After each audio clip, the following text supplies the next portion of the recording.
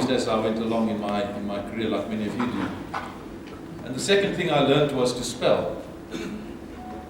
And I spelt the word profit, P-R-O-F-I-T.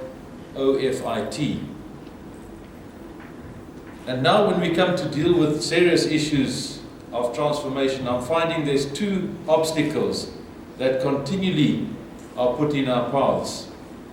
And they've changed the meaning of PC from personal computer to power and corruption. And they've changed the word profit to be spelled G-R-E-E-D.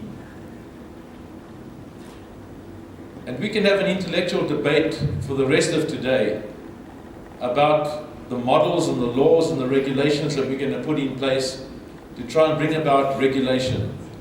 And we'll have this intellectual debate forever and a day. But to achieve the outcome and the results that we require, we're not going to get there for another 20 years, like we've been stagnating for 20 years to try and bring about effective change. Yes, we've had some change, and we can quote examples, but if we look at the figures that Jimmy put up early on, we can see that we haven't made near the kind of progress that we should have made in our society about bringing about transformation. And we need to ask the question, why?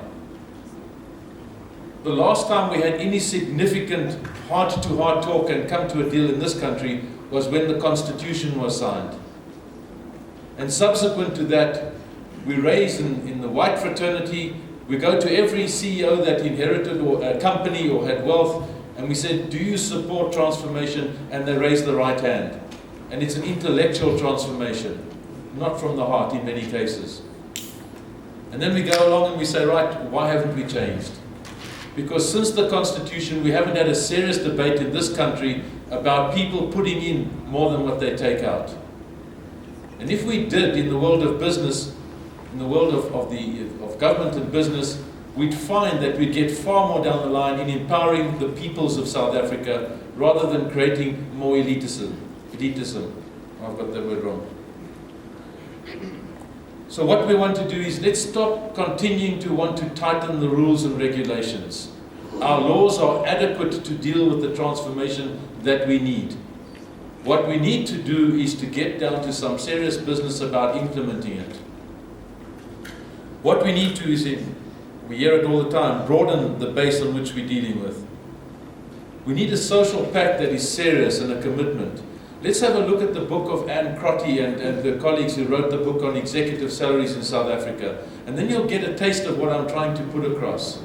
In the year 2008, the average executive pay of the top guys in the JSE was 15.8 odd million rand per annum.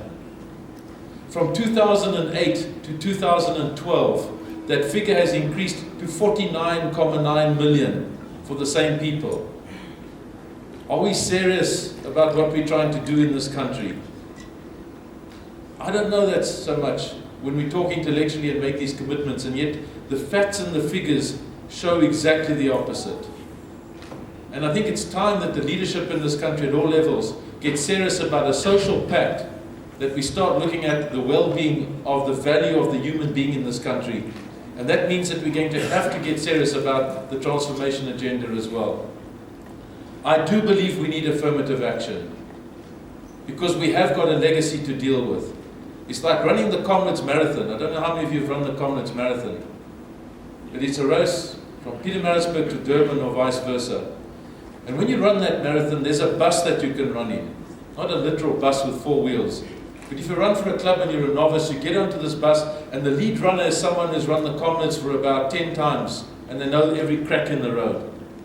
And at the back of the bus is a conductor with a whistle. And in between the two, driver and the conductor, is a whole lot of guys running for the first time. But if you run in this bus, the chances of you finishing the Comrades Marathon are very good, because it pulls you along. So what happened in South Africa, we start running this Comrades Marathon, and then we get to 94 and we realize we've left half the guys behind at the starting point. And then we say, okay, you guys can also come run, to our black colleagues. You can run the Comrades too now. That's our, let's say it's our economic race. And get on and you can run. So you start. But you're so far behind that you're never going to be part of the deal that wins or finishes the race. And so what we need in South Africa, and that is what affirmative action is about, is instead of running with the bus, you need to start up a Maserati or Ferrari at the starting point. That at least for a number of years, they can go at double the speed to catch up to the bus that's already halfway down the race. That is how I understand affirmative action. And we're nowhere near having the groups that have been left behind catch up with those that are way ahead. We cannot just state that we are all now equal, because we created an unequal society for many years. But that affirmative action needs to have some serious commitment from all parties, and not just an intellectual debate. It's got to be a commitment from the heart. And that is what's missing. And we stand up on podium after podium trying to convince each other about the intellectual debates that we've got. And yet in society, we see the youth that are out there that are unemployed, people that are taking strain, the women that still are not part of the economic race. And we come up with quota, we come up with formulas, and it's just not working. Anyway, I can carry on like a preacher, and I'm going to just touch on a few points of equal pay for equal work, because I'm actually here speaking on behalf of the ILO. It is difficult not to participate in the broader debate when you're a South African. If one looks at the equal pay, and I'm going to just go very quickly through these principles because it's one of the principles we're talking to today. Equal pay in the UN Global Compact principles is that business should uphold the elimination of discrimination in respect of employment and occupation. And if you look at the global debate on equal pay, it talks about gender all the time. It doesn't recognize so much the discrimination around a racial or ethnic group. The concept of equal pay, there's two concepts: equal pay for equal work, or equal pay for work of equal value. And it's the latter one that's taking most of the debate. All employers receive equal pay for different jobs. So it's the value that we're starting to attach rather than the former one. The advantages of equal pay for work of equal value: more effective use of skills, positive impact on workers, better human resource management, better working relationships, and positive effect on reputation and attractiveness of the business. These slides that I'm presenting now is the research we've done on how to deal with discrimination in equal work for equal pay. And once again, I'm getting into an intellectual debate. And I'll come back to the conclusion of how I think we should go forward. Characteristics of individuals and organizations. Why do we have pay gaps? And some of them will always be there. Educational level and field of study. So yes, a chartered accountant, because there are shortages of them in the world, will command a far higher salary than someone who's delivering newspapers. It just goes to say that's the nature of the debate. It's not a racist debate, it's not a gender debate. It's a fact. Work experience and seniority plays a role. Number of working hours, the size of organizations and sector activity. But the discrimination element that we find is where there are stereotypes and prejudices with regard to work. Occupational segregation, traditional undervaluing of workers' jobs, traditional job evaluation methods designed on the basis of requirements of specific dominated jobs. When I started as an HR director in one of the large corporates in South Africa, I was confronted with this job evaluation system. And the way to avoid having to move transformation was you'd write a job description and you'd fit it to a certain person. So you'd get a job description. Why can't you employ any black people? Well, the job requires someone with blue eyes, blonde hair, and a white skin, and therefore that's the scenario we're looking for. I'm oversimplifying it and dramatizing it. That's the kind of thing we came up with, that I was confronted with in the corporate world. There were so many reasons why we couldn't move the benchmark to employ people of different categories. Weaker bargaining power on the part of certain workers. Jimmy showed the Convention 111. Jimmy, I'm going to get used to this in Swanele. I know Jimmy is Jimmy. Convention 111 of the ILO was brought about because of discrimination throughout the world. And it still stands and has been ratified by South Africa and is one that we need to eradicate all forms of discrimination. And I'm not going to go into detail on that. But we also have a Convention 100, which deals with equal remuneration. But you'll see that this convention is focused mainly on gender issues rather than racial or ethnicity lines. And when we look at this, the term equal remuneration for men and women for work of equal value refers to rates of remuneration established without discrimination based on sex. You could very well replace the word sex with ethnicity or racism. The principle remains the same.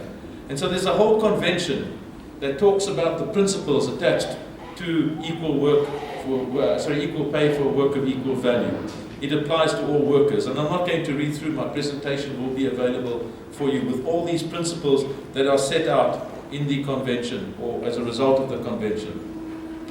The determination of equal value. There are methodologies to assess, identify, and objectively compare the relative value of work. It's necessary to develop job evaluation systems to avoid prejudices or stereotypes based on discrimination. And it's these job evaluations that often are the cause of problems. We need to have fair processes. And what I want to argue today, and when I conclude, is that when we deal with these debates, the process is as equally important as the content. And we often miss out the importance of that process. There's a whole lot of step-by-step guides that are made available by the ILO as to how to deal with the concept of discrimination, and in particular around the equal pay for work of equal value.